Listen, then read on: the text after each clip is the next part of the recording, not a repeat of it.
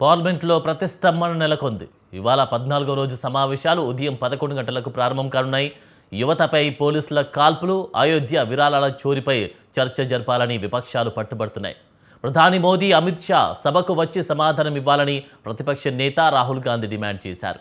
చర్చకు అధికార పక్షం అంగీకరించకపోవడంతో పార్లమెంటు లోపల వెలుపల విపక్షాల ఆందోళనలు కొనసాగుతున్నాయి. దీంతో ఉభయ సభల్లో వాయిదాల పర్వం కొనసాగుతోంది.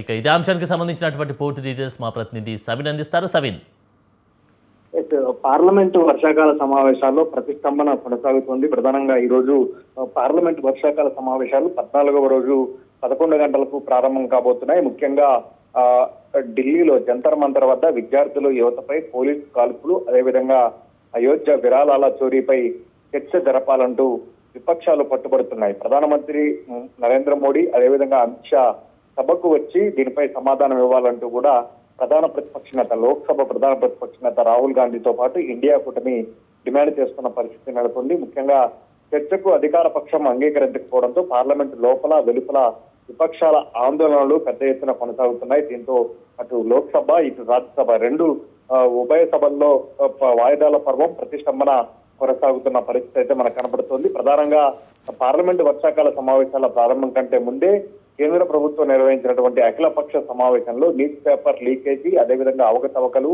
అయోధ్య విరాళాల కుంభకోణంపై లోక్సభ, రాజ్యసభలో చర్చ జరగాలంటూ ఇండియా కూటమి పట్టుబట్టింది. దీనికి కేంద్ర ప్రభుత్వం అంగీకరించకపోవడంతో అప్పుడు ఇండియా కూటమి సభ్యులు వాకౌట్ చేశారు.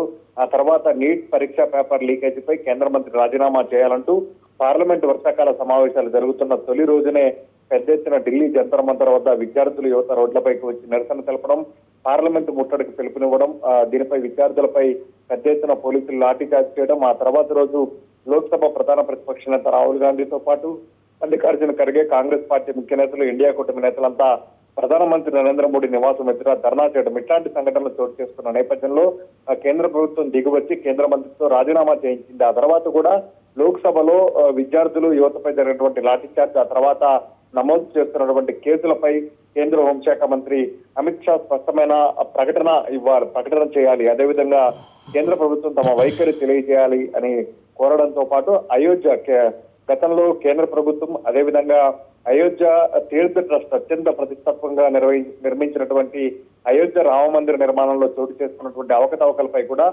పార్లమెంట్ లో చర్చ చేపట్టాలంటూ విపక్షాలు పెద్ద ఎత్తున డిమాండ్ చేస్తున్న పరిస్థితి మనకు కనపడుతోంది. దీంతో కేంద్ర ప్రభుత్వం అంగీకరించకపోవడంతో గత 13 రోజులుగా కూడా అటు లోక్సభ, ఇటు రాజ్యసభలో వాయిదాల పర్వం అనేది కొనసాగుతుంది. మరోవైపు అటు విపక్ష సభ్యులు అటు లోక్సభ లోపల, లోక్సభ బయట పెద్ద ఎత్తున నినాదాలు చేస్తూ, ఆందోళనలు చేస్తూ కేంద్ర ప్రభుత్వానికి వ్యతిరేకంగా తమ నిరసన ప్రదర్శనలు తెలియజేస్తున్న పరిస్థితి మనకు కనపడుతుంది. దీంతో లోక్సభలో ఈ రోజు 14వ రోజు సమావేశాలు వాయిదాల పర్వంగానే కొనసాగుతాయా, లేకపోతే సభ జరుగుతుందా అనేది కూడా మనం చూడాల్సి ఉంటుంది.